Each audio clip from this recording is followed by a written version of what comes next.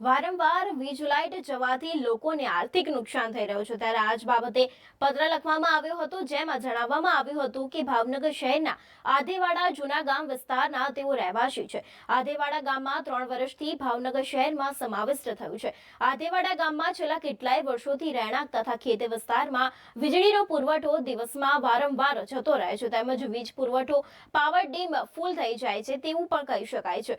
વીજ પુરવઠો દિવસમાં વારંવાર જવાને લીધે ઘરના ઇલેક્ટ્રોનિક વીજ ઉપકરણો બળી જવાથી આર્થિક નુકસાન તેમજ ઉનાળાના દિવસોમાં વારંવાર વીજ પુરવઠો જવાથી મુશ્કેલીઓનો તેઓને સામનો કરવો પડે છે। આ વીજ પુરવઠા જવાને લીધે ઘણા ધંધાર્થીઓને તેમના સામાનનું વીજ જવાના લીધે ધંધા બંધ પણ કરવા પડે છે અને તેનાથી તેઓને આર્થિક નુકસાન પણ થાય છે।